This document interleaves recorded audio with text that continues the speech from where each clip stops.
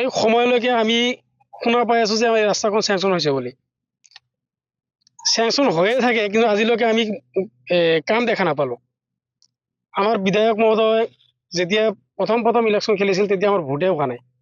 তেতিয়া আমাৰ অভিভাৱক আমি দেখা পাইছো যে আমাৰ বিধায়ক মহোদয়ৰ হৈয়ে কাম কৰিছে। কিন্তু আমাৰ যেতিয়া ভোট হ'ল আমিও বিধায়ক মহোদয়ৰ হৈ কাম কৰিলো, MLA বনালো, আমাৰ ঘৰত আহিল।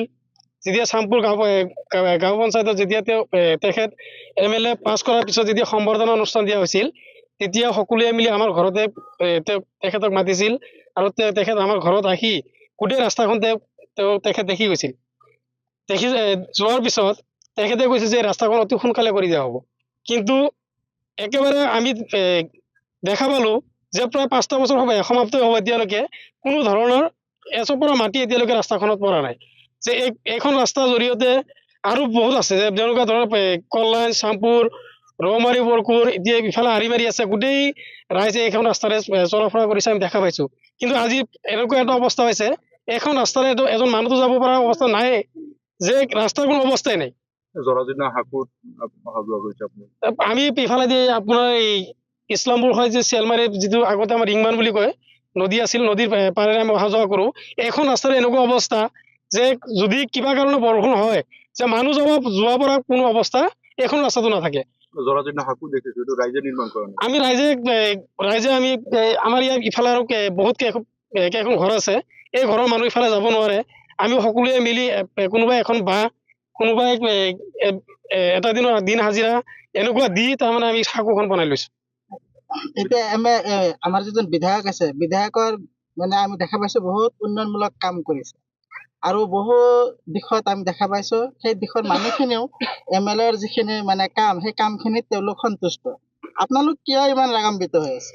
আমি ৰাগান্বিত হোৱাৰ কোনো কথা নাই, আমাৰ কথাই এইটো যে আমি হয়তো তেখেতে দেখা নাই, এটা আপোনালোকে দৃষ্টিগোচৰ হয়তো কৰা নাই। আমি আমাৰ বিধায়ক মহোদয় দেখা পাইছে যে এইখন ৰাস্তাত আমাৰ বিধায়ক মহোদয় এবাৰ নহয় দুবাৰকে আহিছে।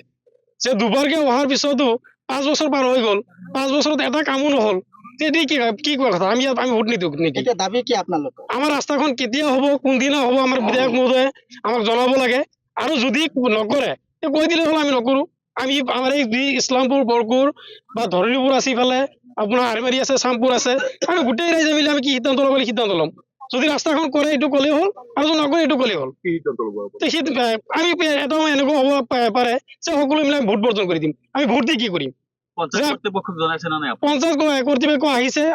ইয়াৰ আগত যিজন গাঁও পঞ্চায়তৰ সভাপতি আছিল মহিদুল ইছলাম, তেখেত আহি সাঁকোৰ ওপৰত ফটো মাৰি লৈ গৈছে। নতুন যিজন পঞ্চায়ত প্ৰতিনিধি তেওঁৰ গিৰিয়েক আহিছিল, তেওঁ চাই গৈছে, সকলোৱে চাই গৈছে, কিন্তু কোনো একো কাম কৰা নাই। মানে কংগ্ৰেছৰ দিনৰ পৰা আপোনালোক বঞ্চিত হৈ আছে?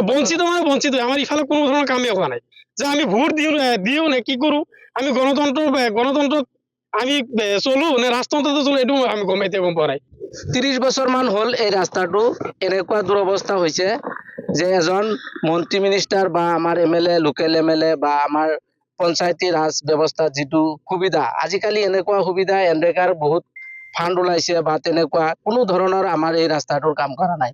এনেকুৱা অৱস্থা হৈছে আমাৰ ল'ৰা ছোৱালী স্কুলত যাব পৰা নাই, বা তেনেকুৱা বেমাৰী এটা যে আমি কিবা কৰি আমি ডক্তৰৰ ওচৰত লৈ যাম, তেনেকুৱাও আমাৰ অৱস্থা নাই। গতিকে বিনম্ৰভাৱে আমি অনুৰোধ জনাইছো যাতে আমাৰ এই বৰকুৰৰ পৰা আমাৰ এই দলগাঁৱৰ ফালে যিটো ৰাস্তা, এই ৰাস্তাটোৰ কাম যাতে আমাক অতি সোনকালে কৰি দিয়ে।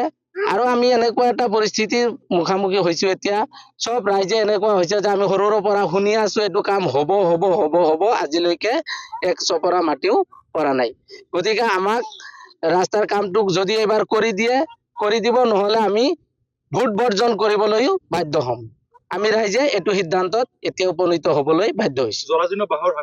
জৰাজীৰ্ণ বাঁহৰ সাঁকো, এইটো সাঁকো আমাৰ ৰাইজে 2-এটা বাঁহ দিছে, কোনোবাই এদিন কাম কৰি দিছে, কোনোবাই 10 টকা এটা দিছে। এনেকে আমি ভিক্ষা কৰি আমি এই সাঁকোটো বনাইছো। কাৰণ এম্বুলেন্স ক'ত আহিব? ইয়াত মানুহ যাব পৰা নাই, এইটো ৰাস্তাত এম্বুলেন্স ক'ত আহিব?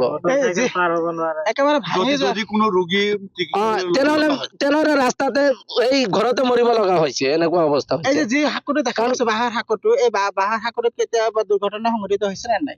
তেনেকুৱা সংঘটিত হৈছে, মানুহ মৃত্যুতো পৰিণত হৈছে ইয়াতে ইয়াতে শাকুৰ অভাৱত বা তেনেকে পৰি মানুহ মৰিছে। ইয়াত দুজন মানুহ মৰিছে, ইয়াত মানুহ মৰিছে। মানুহ মৰিছে। দুজন মানুহ মৃত্যু হৈছে। কিন্তু আমাৰ পঞ্চায়তৰ কৰ্তৃপক্ষই কোনো ধৰণৰ সঁহাৰি জনোৱা নাই বা কোনো ধৰণৰ আগবাঢ়ি অহা নাই ৰাস্তাটো কৰি দিয়াৰ কাৰণে। নিৰ্বাচনৰ আগে আগে কাম কৰি নিদি আপোনালোকে ভোট বৰ্জন কৰিব। ভোট বৰ্জন কৰিবলৈ আমি বাধ্য হ'ম। আপোনালোক কি কয় ৰাইজে? হা? আমি সবেই ভোট বৰ্জন কৰিম।